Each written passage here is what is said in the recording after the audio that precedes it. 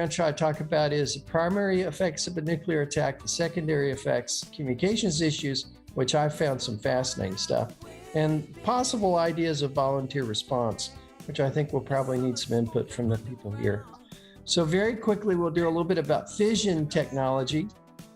I'm actually teaching this to an honors chemistry class right now. But basically, if you have U-235, which is one of the isotopes in very small quantities of normal uranium, if you have two subcritical masses and then you bam them into each other at better than 3,000 foot per second, which is kind of like rifle speeds, you can get them to reach critical mass before they blow themselves apart, and boom, it goes to a fission chain reaction and releases an awful lot of binding energy as it breaks into smaller particles like barium and things like that. The implosion, plutonium-239 type, has shaped charges on the outside of plutonium, and that allows it to be compressed to reach critical mass and create a fission chain reaction also. And both of these depend on a certain number of neutrons being produced to cause the next atom of whatever material it is. Uranium, if I remember right, is at least a beta emitter, and it may be a gamma emitter. Plutonium is only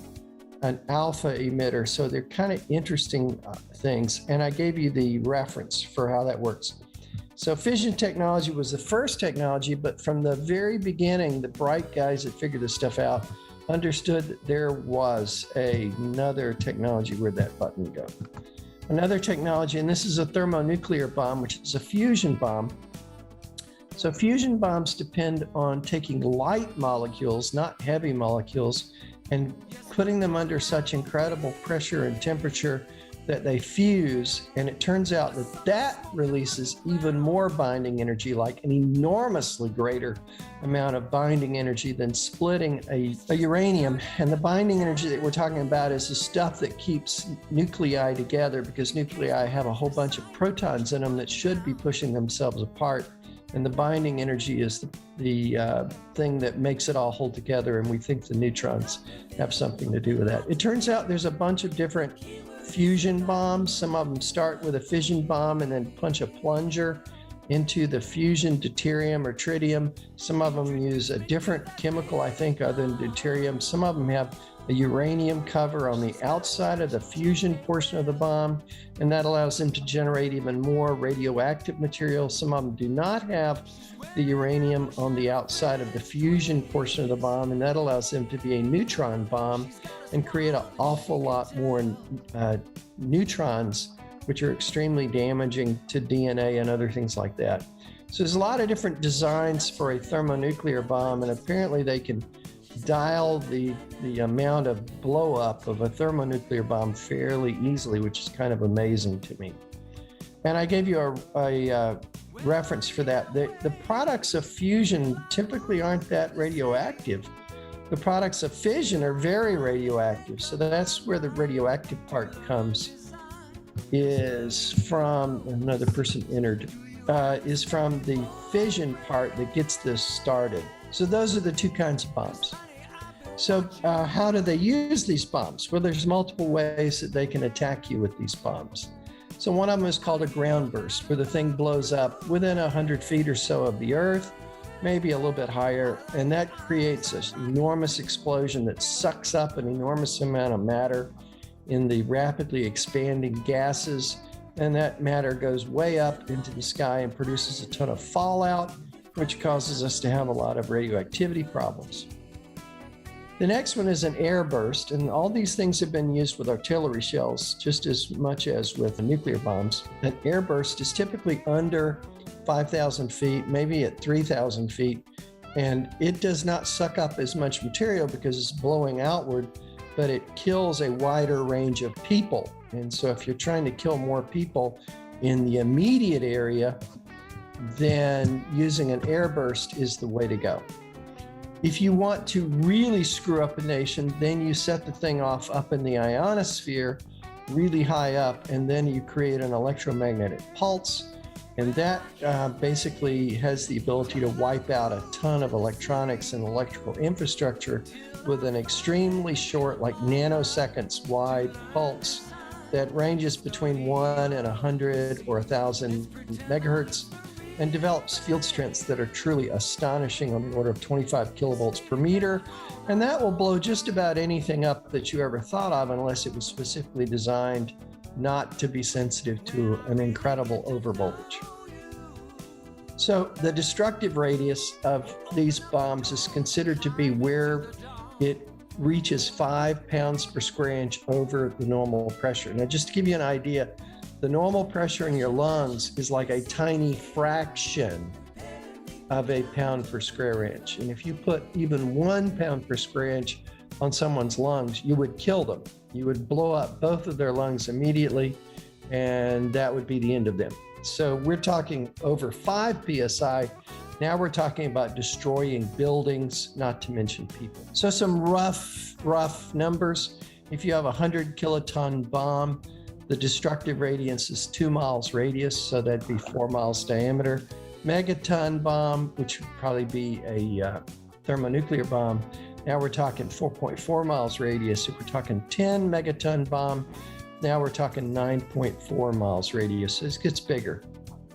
The neutron bomb, I already mentioned. What I read was these are typically low yield. They're set to destroy people who are inside tanks and other armored vehicles.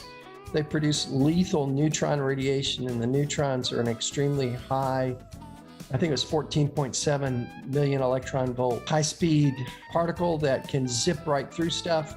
And so it's quickly lethal to soldiers in the near area, but it doesn't really blow everything up. So you can leave the tactical equipment intact, but you can kill everybody that's in it. There's been a lot of argument about that, and what I read was around 1970 or somewhat after that, the United States undeployed all of their neutron bombs, and I'm not sure if that's true or not, and I don't have any information about Russia or China or other nuclear powers, but that's what a neutron bomb is, and I always wondered what it was. Okay, so this is for a tiny bomb. This is like, Hiroshima, Nagasaki type fission bombs. This is a tiny bomb. So heavy damage is in the first half mile. Everything's just destroyed, just reduced into rubble, glass, sand, whatever. Medium damage is a half mile to 1 mile. By medium damage, we're talking like a tornado.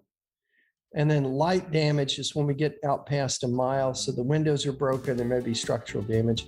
If you have a megaton bomb, then it's a whole lot bigger than that. And then the problem is if it's a ground burst kind of thing, or it kicks up the mushroom cloud, now you've got fallout, radiation products, fission products that are going to go downwind wherever the upper level winds are. And that's where most of us get involved. Okay, so let's talk about the immediate effects. If you are unlucky enough to be near one of these things, then the first thing you might see before you're gone is a nuclear flash. It's supposed to be 50 times brighter than the sun. It's enormously bright, is what I've heard, and so it will blind you. So you do not wish to try to turn to get a better look at it.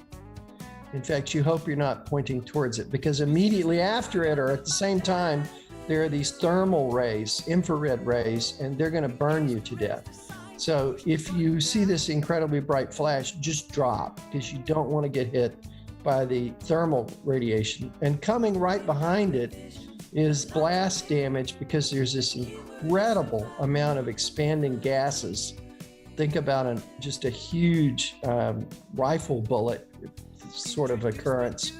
Extreme wind and pressure. I think it goes 600 miles an hour at the beginning, and it slows down, of course, as it gets further out, but it's just going to destroy everything, and you don't want to be hit by whatever large piece of machinery gets pummeled outwards, and you prefer not to be thrown around yourself at 50 or 100 miles an hour.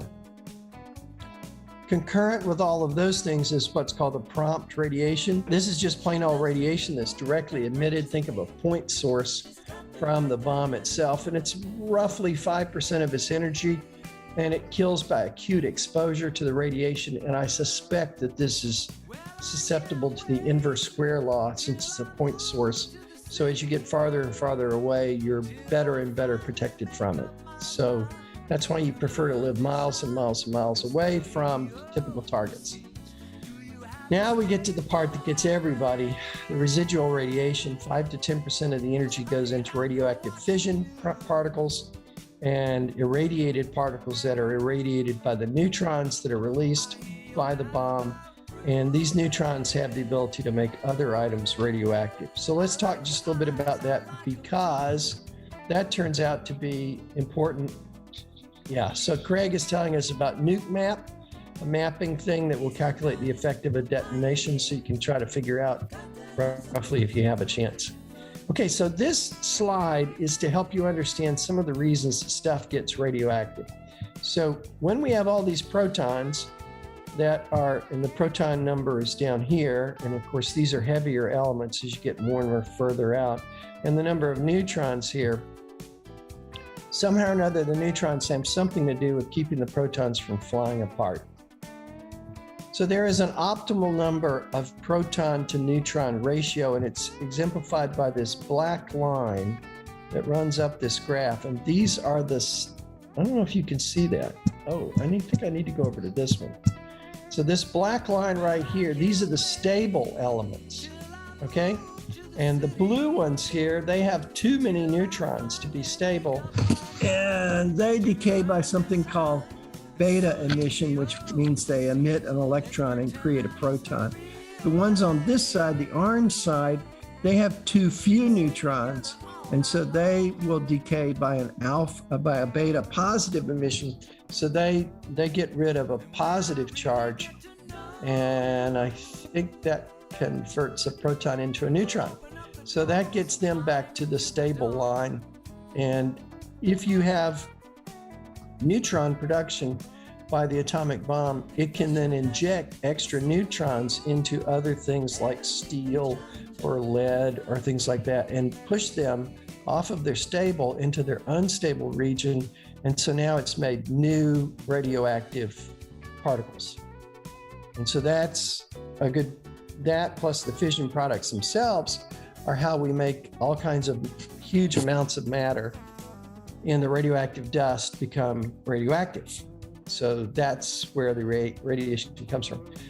I think when that dust hits the ground, of course, it's constantly emitting particles, who knows, alpha, beta, gamma, who knows what, all kinds of stuff. But I don't think it's going to really make things beside it become radioactive. I don't think it has the same level of oomph as a nuclear bomb. So I think the radioactive particles themselves, other than doing their normal decay chain where they may go through 10 or 20 different elements before they finally reach a stable decay, I don't think you have to worry about your gold wedding band becoming radioactive just from the fallout.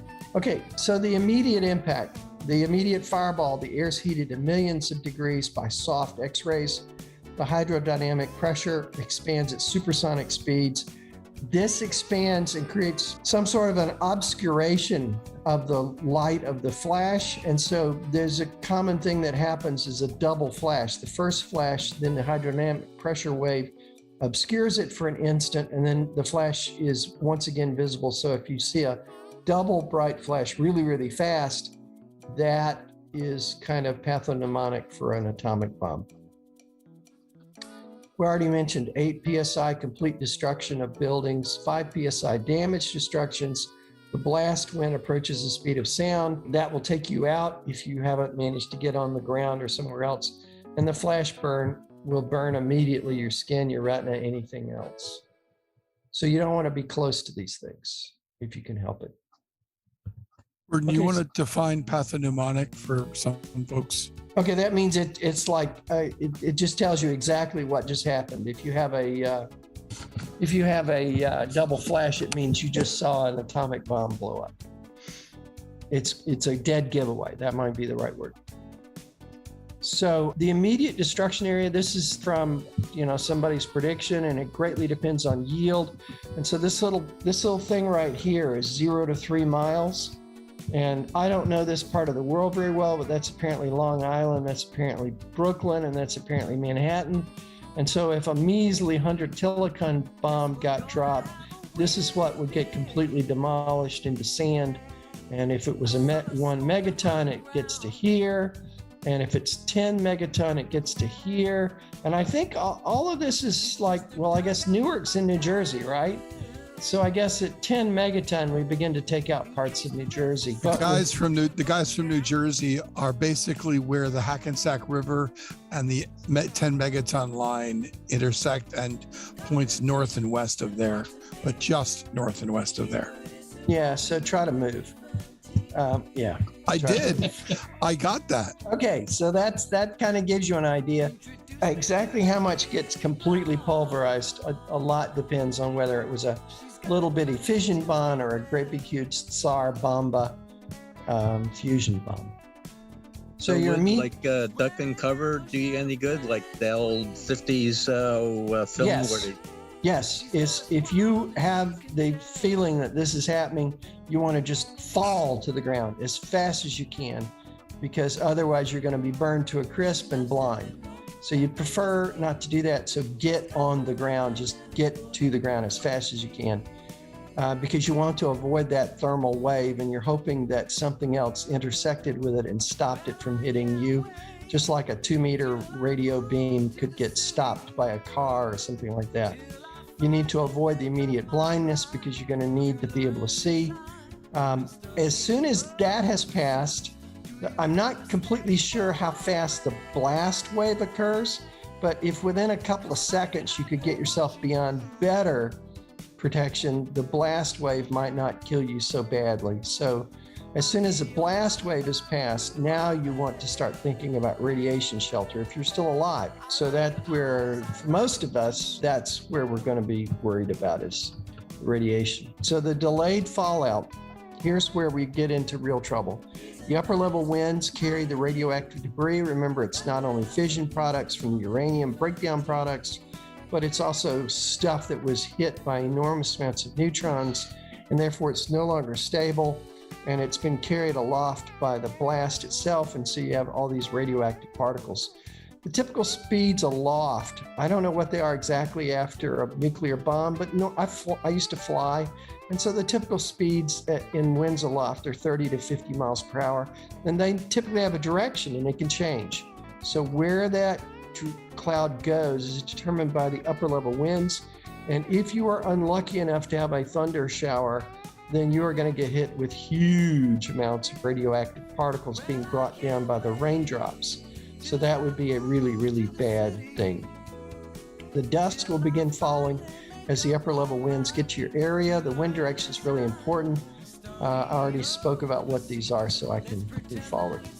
Okay, so just a brief reminder about radioactive particles. So you've got alpha particles, which turns out to be a helium nucleus.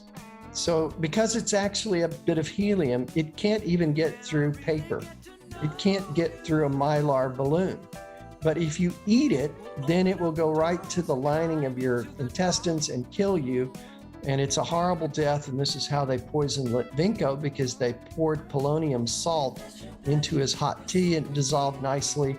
And he drank it, and now it's inside of his digestive system. It just only kills the top layer of cells, but it just keeps killing whatever's the top layer of cells. That's as far as it can penetrate. The beta particle is a high energy electron, and it has a little bit more oomph than the alpha particle as far as depth, because it's tiny. It's a tiny little thing, just an electron. So this can go through, quite a bit of paper. And so what it tends to hit on humans is the skin, and it can't get all the way through the skin. So it just gives up all of its energy and burns the skin. So they talk about beta burns. Okay, the really bad one is the gamma ray. The gamma ray is not really a particle unless you think about the mass energy back and forth. It's a high energy photon. So it's like an enormously high frequency radio wave, like in the zillion hertz. And so because of somebody's equation, it's got an enormous amount of energy, and it can travel right through concrete, right through steel. So you need an enormous amount of mass between you and gamma rays to be protected. It's absorbed by the electrons. The electrons grab that gamma ray and do things with it. So you want stuff that's got a lot of electrons between you. So lead's got more electrons than concrete, so a pound of lead is a whole lot more useful than a pound of concrete. but either one of them is better than nothing. So this is how you want to protect yourself in a safe room, is by having pounds and pounds and pounds and hundreds of pounds of stuff all around you, if possible, so you can survive the radioactive stuff that's falling on your roof, falling on your patio, falling on your car, falling everywhere around you. And you're gonna have to do this for days. The amount of radioactive fallout depends on the exact type of bomb, and as we saw before, how it was deployed. So like an EMP doesn't produce any fallout at all. Fissile material is typically unstable due to excess neutrons. I already explained some of this stuff. These products have a very wide range of half-lives. So we're not just talking about one thing, we're talking about dozens, scores of different kinds of radioactive elements that are in the radioactive dust. So they talk about protection factor. You would like to have those gamma rays reduced. So a protection factor of 2 means you cut them in half. A protection factor of 4 means you cut them down to 25%. The more electrons you've got between you and the stuff around you, the more protection factor you've got. So if you could get underground, like 3 or 4 feet underground, that would be great. But a lot of us don't have underground shelters, especially in Florida, because the ground's wet.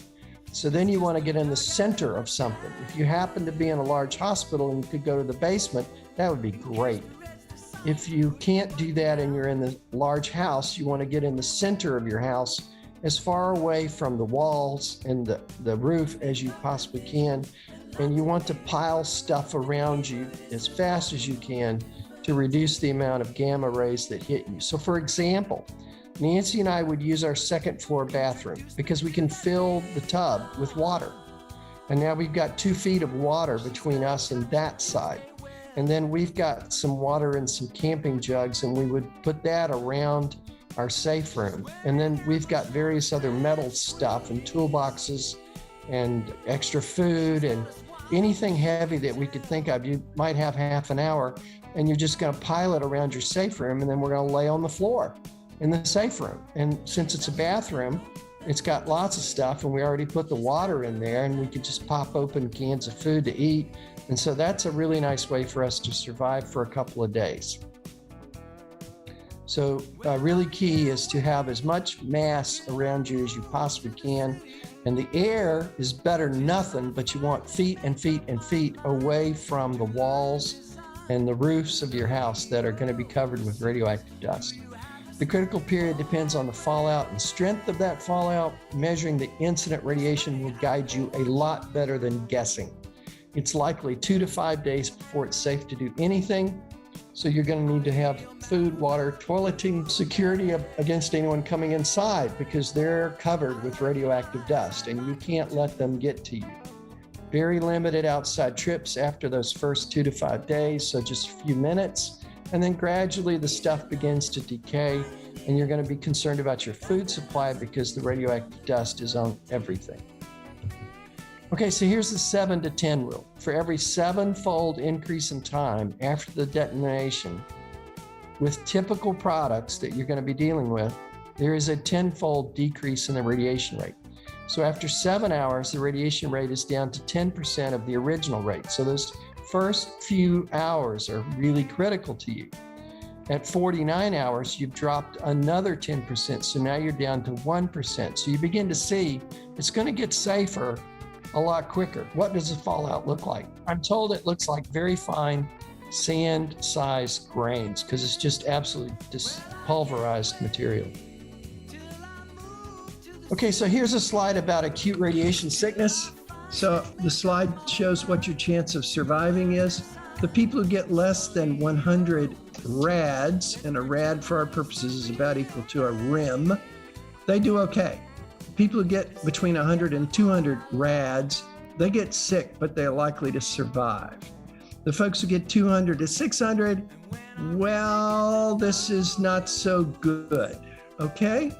And they may not think so straight either. The folks who get 600 to 800, well, their chance of dying is very high. And if you get more than 800 rads, you're gonna die. So you really want to do everything you can to reduce the amount of radiation that you get. by having as much stuff as you can between you and what's outside of you. Okay, now how are you going to measure the amount that you're getting? Find my pointer again.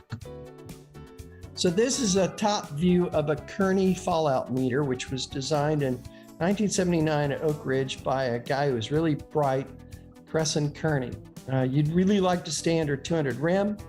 So assuming 48 hours for the acute dose, that means on average you need to stay under 4 rem per hour. Now, realize this dose is constantly going down, but you don't know if there was a second attack somewhere else and more fallout, and you don't know if the wind shifted, and you don't know if it rained somewhere near you. So there's a lot of things that would be nice if you could measure the amount of REMs or RADs that you're currently being exposed to and keep a kind of a chart to figure out what's up next. So it turns out that you can actually build this thing at your house. And here's a picture of one, and you can see these are little aluminum leaves on a fishing line, and they're apart by 7 millimeters out on this side and 8 millimeters out on this side, which gives 15 millimeters.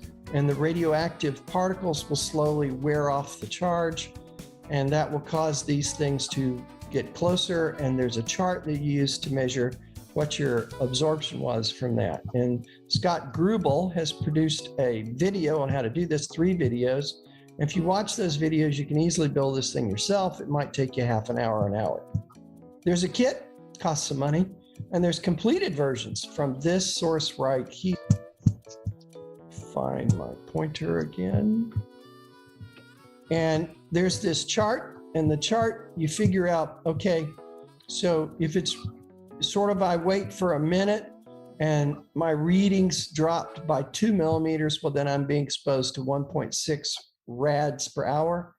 If they drop by 6 millimeters in 1 minute, I'm being exposed to 4.6.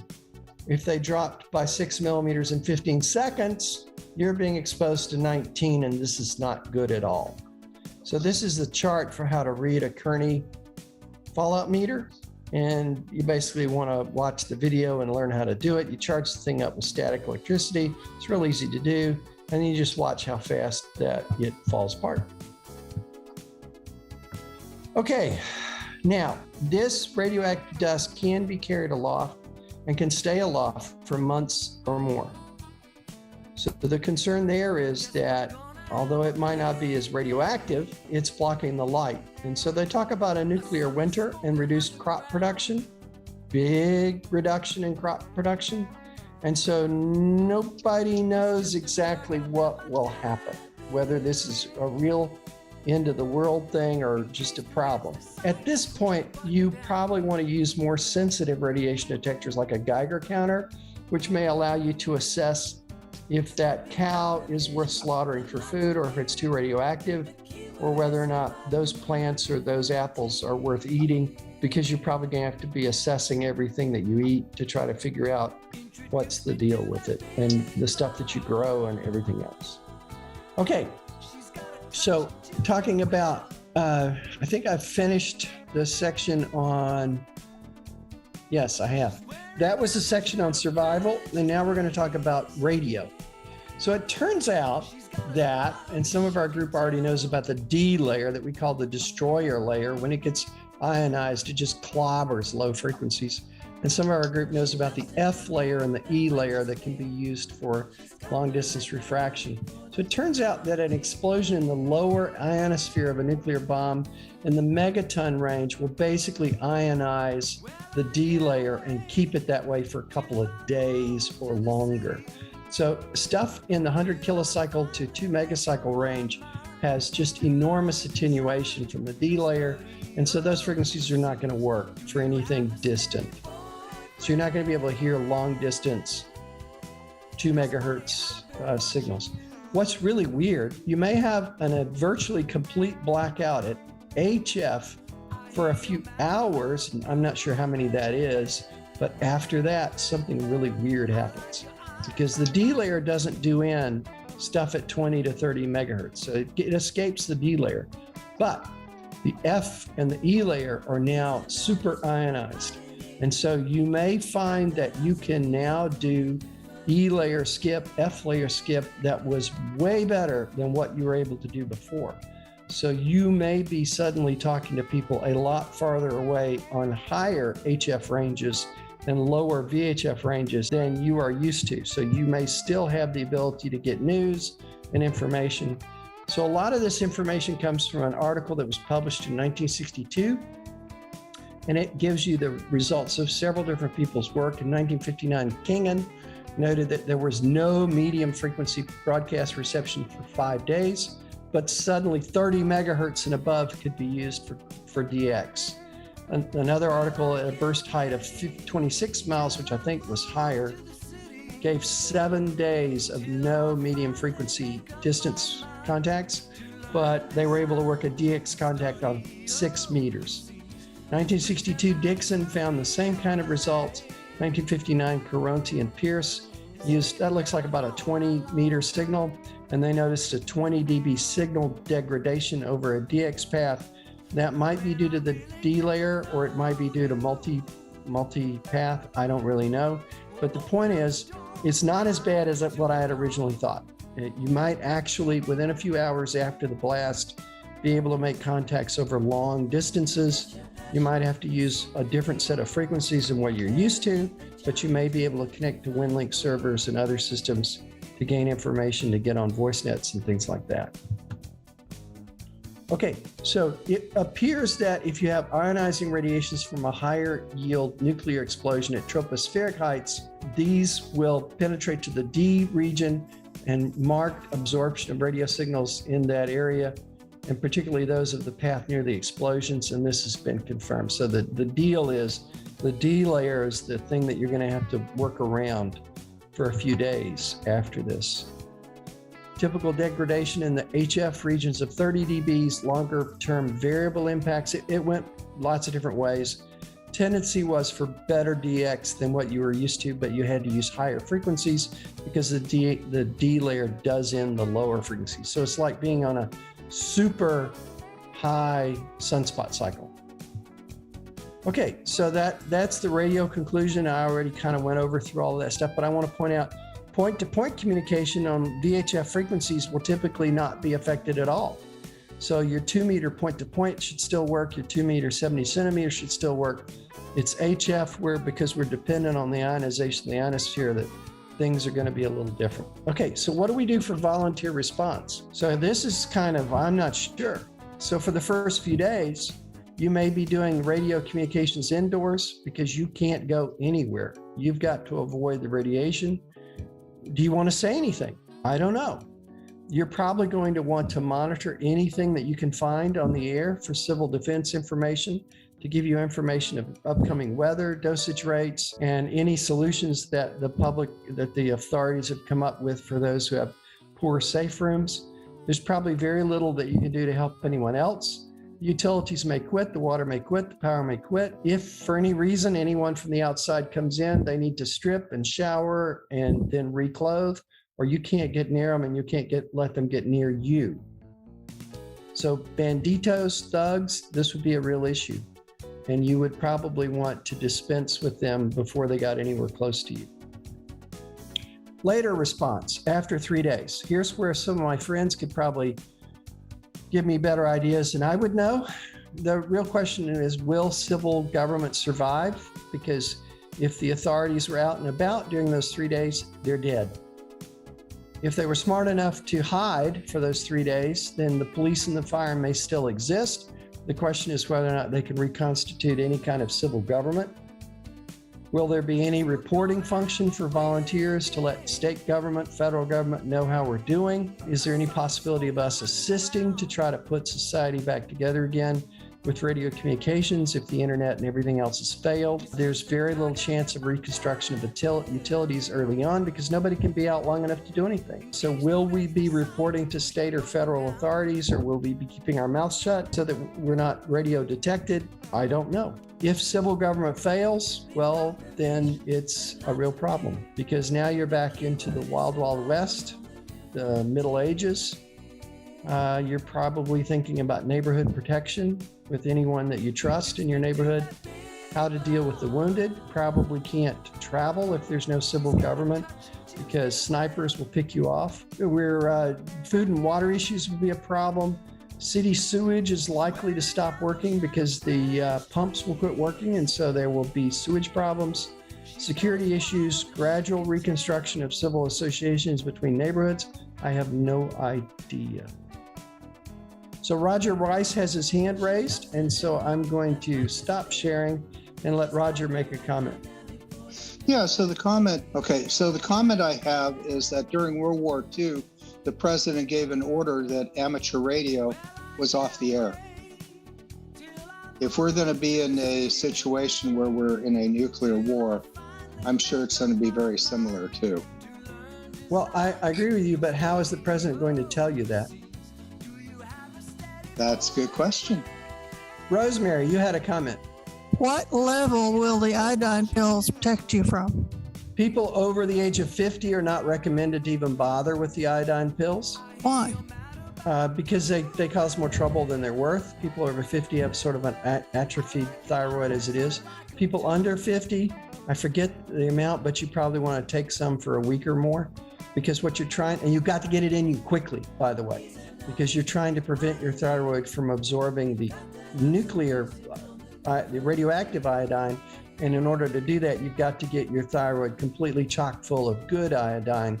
And that's what the pills are for. Do not try to eat pounds and pounds of salt, iodinated salt, because you'll kill yourself before you do yourself any good. And for people over 50, it's not even recommended to do anything. So if you can find potassium iodide, it's a chemical. It's used in chemistry labs, and just eat it. Someone else have a question or a comment? It's like, what did the Japanese do after we nuke bombed their cities? Did they have any usable response, or was it just that people from outside came in? I don't know the answer to that. Some people, remember, nobody had ever done this before, right? Nobody knew anything about this. So I think whatever they did was probably stupid, and a good number of them died from radiation. Rosemary, you had a question? I have a bomb shelter, and it has maybe 6 inches, I think, of concrete above it and some earth. And it's, of course, underground under my house. But you still have to breathe. So the air is contaminated. Just filter it. Just filter the dust out. You'll be fine. Pick the neighbor that you trust the very, very most. No. Get that person in with you and take shifts 12 hours. No. Jim, did you have a comment? Yeah, I've done a considerable amount of reading on the topic of the Second World War, and have a significant interest in early 20th century atomic history. And the question about what happened in Hiroshima and Nagasaki after the bombs went off, the population had no clue how to handle it. The fires were so dreadful that it caused continual problems for days. People did not understand the concepts of stay in one location, avoid going out. It was just a dreadful catastrophe based on no other people had ever experienced it before in the history of mankind. And as a result, if you read John Hershey's book, Hiroshima, where he interviewed a number of people who survived, the ramifications, as you point out, began to filter out pretty fast, but the long-term effects of radiation on the population, the people, continued for many, many years afterwards. So to ask your question, what happens? Well, you're on your own for the most part, I would imagine. But I just wanted to point out that it has been documented. There's a fabulous book called The Last Train to Nagasaki, which actually interviews and records the histories of about 25 people who had the terrible misfortune of having been survivors of Hiroshima, who got on the train to Nagasaki just in time for 3 days later to be hit. So By that the other information, bomb. by the other bomb. I mean, you talk about, getting hit by the cosmic hammer there. That's pretty wild. But that information is available for those people that wish to go take a look at that. In fact, one of the scientists, I was thinking about him earlier today, a fellow that I really, really admire, who wrote a book called The Los Alamos Primer. Forgetting his name off the top of my head. He was one of the first people on the scene, and he was able to document a good number of those things. So like I said, the information's out there if you really want to see what it's like. Okay, and I'd like to point out to people that we have a webpage, qsl.net/nf4rc, and we have a page on that called Articles.